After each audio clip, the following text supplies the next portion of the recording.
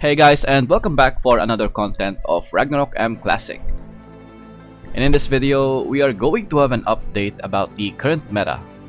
And this time, we will discuss the best endgame builds for every class. Meta shifts from every major update, like having the second line of Master Skill and the Skill Inheritance. This way, some of the job classes can release their full potential. And before we start, if you are looking for a cloud phone that helps you AFK grind non-stop, Yuji Phone is here. Does your phone overheating when grinding? Or do you have a lot of accounts to grind at the same time on different games? I have good news for you. Yuji Phone is an Android cloud phone that helps you AFK grind non-stop even when you close the application. This will let you save battery for your phone and your game will still run even when you have no internet access when you're outside. Also, Yuji Phone can open multiple instances that is applicable to other games like Ragnarok X, Mir 4, Night Cross, Ragnarok 20 Heroes, and many more games that have an immense AFK grinding. Just use my code 4F8CAA, or you can just click the link on the description below to get 488 diamonds so you can try the Yuji Phone for yourself. Download the Yuji Phone now for Android, iOS, or even on the Windows PC. Thanks for listening and let's get back to the video. Let's start with the Rune Knight. Rune Knights are one of the best classes as of the moment, whether you are an auto attack or Dragon Breath build. Both of these builds are unique in their own way because they have different playstyles. And with the addition of their master skills, it makes Rune Knight relevant in every instance. In PvP, the Dragon Breath build is much more capable on the offensive end, as they are long range and AoE. Although the auto attack can still be relevant, but the Dragon Breath build has much more advantage. So whatever you pick for Rune Knights, they can still be reliable in every content. One of the most broken classes in this game are the Royal Guards because of their Master Skill 1, the Instant Slash.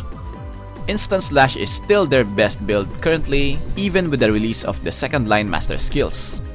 In the current meta, Pure Tank is good. With the addition of MS2, they can protect most of their members inside the bubble. However, it has a very long cooldown that makes this skill less impactful.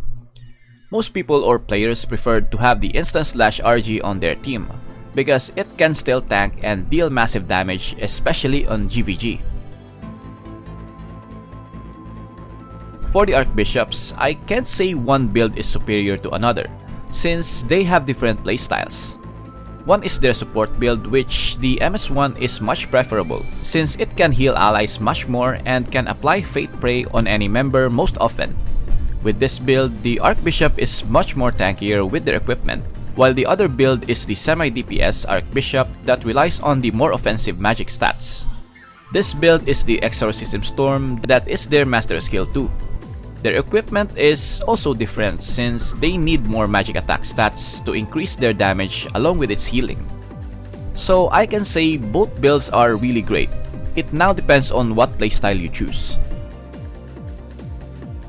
Shura with their MS2 is just really good, as it can spam Asura strikes with every 2 to 3 seconds if they select the True Conviction buff, which leads to a very solid DPS for boss fights. However, this build lacks AoE damage, so you better find a guild that accepts your dedicated build, because in every instances, AoE is very needed. Still, the Shura with the MS2 is a solid build since you can still use this with your finger offensive.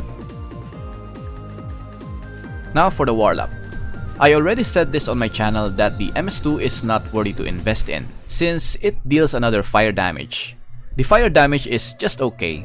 It's not weak and it's not that broken. The positioning of the skill is also bad when you compare it to your Meteor Storm, that you can easily drop it anywhere within your range. And the fire pillars can be blocked by the Land Protector, only the initial damage is not. I invested in the MS2 with just 3, 1, 1, and 2 because I only use this build when grinding only on the Purification or on the Abyss chest, since it produces a shield when near the fire pillars. And we need these shields because the monsters here are hitting like a truck. Still, the best build for the endgame Warlock is the MS1 or the Spiritual combo, as it deals very high amount of DPS. In PvP, it is still very relevant as it can lock down targets with their Imprison. has faster cooldowns, and can bypass the land protectors. For Sorcerers, I think they are back with the release of Master Skill 2. The Venom Swamp is a much more effective build in the current meta as it only deals HP loss damage, making it very effective against Reflex. They can still use this skill even with the land protector on it, so no one is safe for this skill. With the addition of the Smoky card or the hiding skill, they can safely hide, roam around, and drop the Venom Swamp without revealing themselves to the enemy. They are now like the Shadowchasers that use the magic trap, but for this build, it is stronger. I mean, much more stronger. I am slowly investing for this build as it is fun to use. Rangers that are known for their long-range auto-attack crits are now replaced with the Trapper build in the current meta. Master Skill 2 or the Deep Blind Trap is currently the new meta in PvP, since their Master Skill 2 is mainly used for it.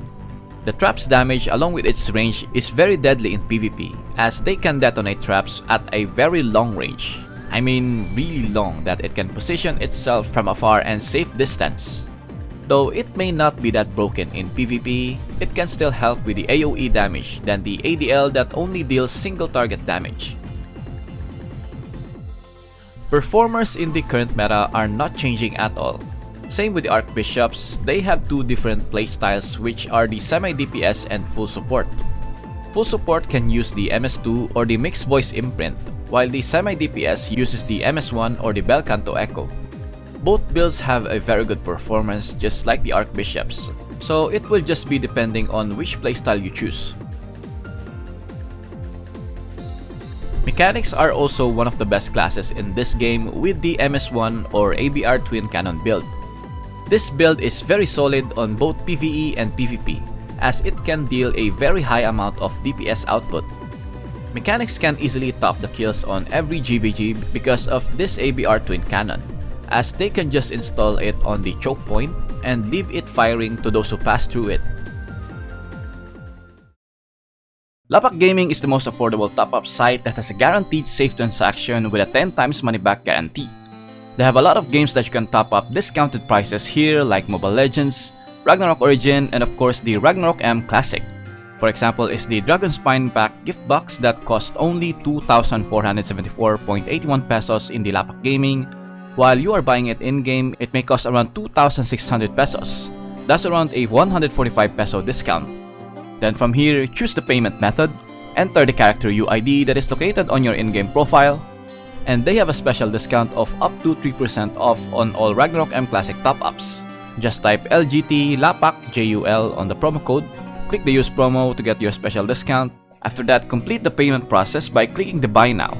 That's easy, and you will get the product that you have purchased instantly after the payment is complete. So what are you waiting for? Click my link on the description and on the comments section, then top up now.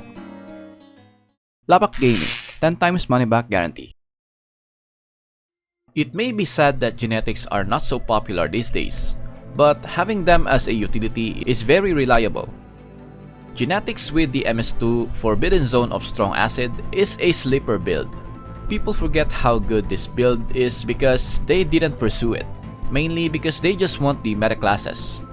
Still, I believe the MS2 is the best build for genetics in the current meta, as it can also sabotage players' gears, which is their main role, and with a good investment, they can also deal a good amount of damage in PvP. Next are the Guillotin Cross, and I think the best build so far is still the MS1 or the Spinning Ships, since the Spinning Ships got buffed with the duration of its skill, along with its DPS capability. It became really great after the buff, but don't get me wrong, the MS2 or the Divine Impact is also a really strong build. It's just the MS1 is much more consistent in DPS in the current meta. Still, it depends on you. If you like the burst damage, then go for the MS2. Then lastly is the Shadowchaser, for which I believe the MS1 chain shooting or triangle shot build is still their best build as of the moment. They can still one-shot players in PvP and can sometimes kill 5 players in one shot with their chain shooting. However, they are lacking on the AoE damage, for which the MS2 will compensate for it. MS2 on the other hand is a really good PvP class. But the downside is they are not really that great in PvP since you cannot hide while the Abyss Graveyard is in effect, and it is nullified by the Land Protector. So yeah, MS1 or the Triangle Shot build is still much more effective on Shadowchaser build. And I think that is all the best endgame builds for each class. Let me know what you think about my list, if you agree or not, and kindly comment down your thoughts. If you find this video helpful, then please leave a like. Also subscribe to support my channel. As always, thank you for watching, stay safe and have an awesome day. Lights out.